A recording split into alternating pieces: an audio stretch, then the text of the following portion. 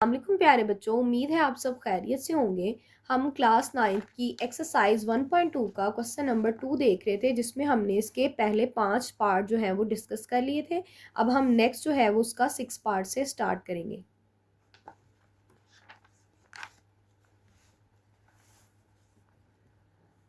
Question number 6 है जो हमारे पास दिया हुआ है, उसमें भी बच्चे हम सबसे पहले क्या करेंगे, हमने कोशिश करनी है जब आपके पास किसी भी पावर में जो है वेरिएबल इन्वॉल्व हो जाता है, यानी कि एक्स या इसकी पावर एन हो या इसकी पावर एल हो, कोई भी इस तरह की जब पावर हमारे पास आ जाती है तो हम कोशिश करते हैं कि हम ऐसा नंबर उसको बना लें कि जो आपके पास सब में सेम हो।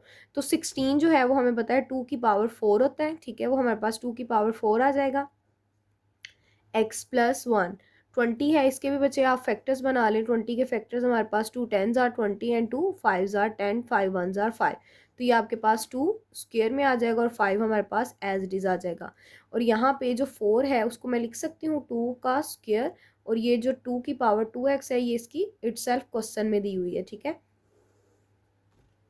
ये 2 की पावर x-3। सिमिलरली यहाँ पे बच्चे 8 जो है, 8 को मैं लिख सकती हूँ 2 की पावर 3 इंटू x+2।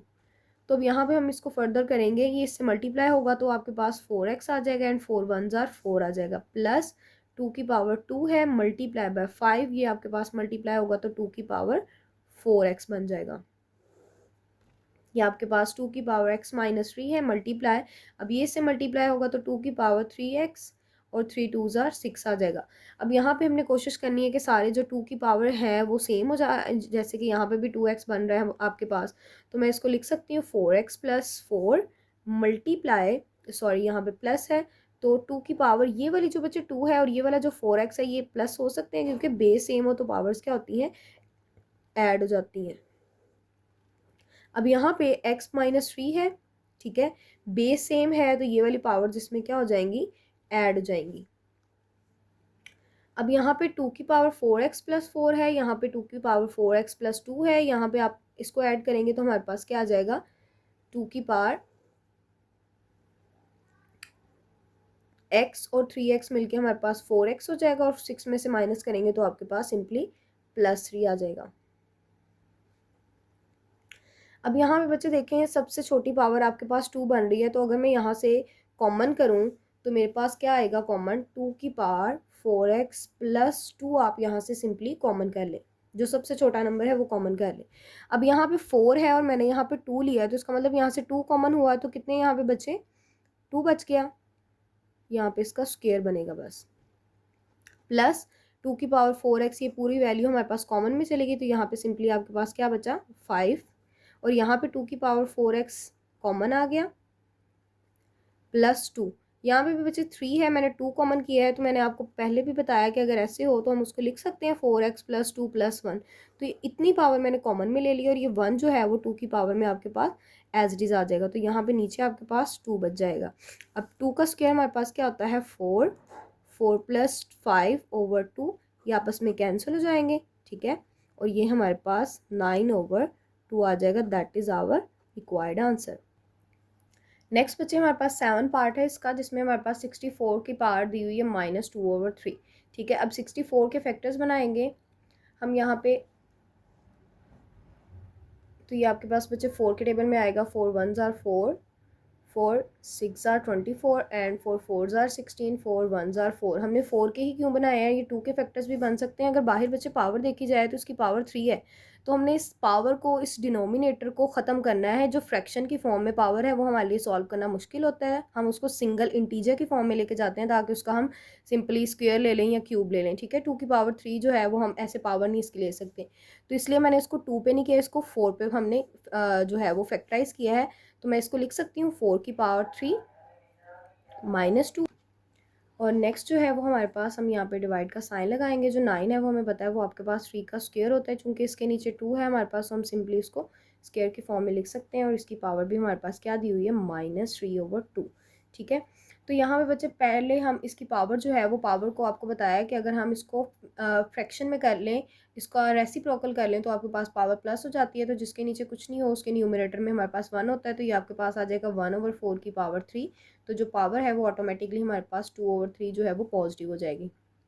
यहाँ पे भी हमारे पास इसकी पावर -3 है, इसको भी मैं 1/3 का स्क्वायर लिख लूँगी तो पावर ऑटोमेटिकली आपके पास प्लस हो जाएगी। अब यहाँ पे 1/4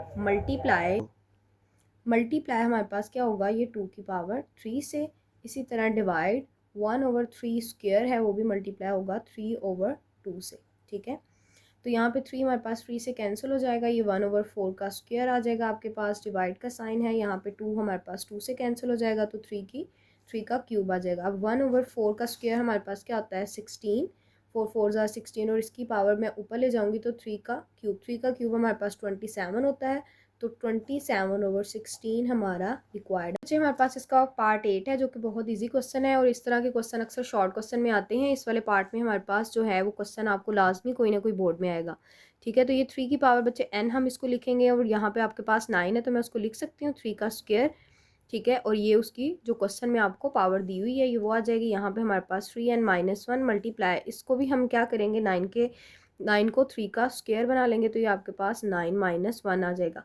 अब सिंपली इन पावर्स को आपस में क्या करेंगे मल्टीप्लाई करेंगे, 2 को n से मल्टीप्लाई करेंगे तो 2n आ जाएगा, प्लस 2 1 ज़ा 2 आ जाएगा हमारे पास। इसी तरह यहाँ पे 3n-1 मल्टीप्लाई, इसको इससे मल्टीप्लाई करेंगे तो 3 की पावर 2n - 2 1 ज़ा 2 आ जाएगा। अब यहाँ पे हम कोशिश करेंगे कि हमारे पास 3 की पावर जो n है वो सब में सेम हो जाए ताकि हम उसको कॉमन ले लें। ये आपके पास ऐड हो जाएंगी, बेस सेम है तो पावर्स ऐड हो जाती हैं, ठीक है। n-1 प्लस 2n-2, तो ये हमारे पास 3 की पावर 3n प्लस 2 और यहाँ पे 2n और 1n हमारे पास ये भी 3n हो जाएगा और ये आपके पास -3 हो जाएगा। तो बच्चे 3 की पावर 3n और 3 की पावर 2 को यहाँ पे सेपरेट कर लेंगे और यहाँ पे भी 3 की पावर 3n और 3 की पावर -3 को सेपरेट कर लेंगे ताकि ये वैल्यू हमारे पास यहाँ से कैंसिल हो जाए, ठीक है। अब 3 का स्क्वायर हमें पता है हमारे पास क्या होता है 9, नीचे से पावर ऊपर जाएगी तो आपके पास क्या हो जाएगी प्लस हो जाएगी, और 3 का क्यूब जो होता है हमारे पास 27 होता है। अब इसको हम इससे मल्टीप्लाई करेंगे तो आपके पास 243 इसका आंसर आ जाएगा। नेक्स्ट बच्चे इसका लास्ट पार्ट है हमारे पास 9 वाला पार्ट है जो कि छोटा सा क्वेश्चन है ये भी हमारे पास, ठीक है। अब यहाँ पे हमें 5 की पावर में सारा दिया हुआ है तो 5 की पावर n है, यहाँ पे भी 5 की पावर n है, यहाँ पे भी 5 की पावर n है और यहाँ पे भी। तो हमें ज़्यादा इसको लंबा चौड़ा करने की ज़रूरत नहीं है, हम सिंपली यहाँ से 5 की पावर n इसको अलग कर लेंगे और 5 की पावर 3 को आप अलग कर लेंगे, ठीक है। 6 एज इट इज़ रहने देंगे और 5 की पावर n और 5 की पावर जो 1 है उसको सेपरेट आउट कर लेंगे। यहाँ पे हमारे पास 9 × 5 की पावर n, 4 × 5 की पावर n, तो ऊपर में हमारे पास यहाँ से बच्चे 5 की पावर n कॉमन आ रहा है, यहाँ पे 5 की पावर 3 आ गया, ठीक है।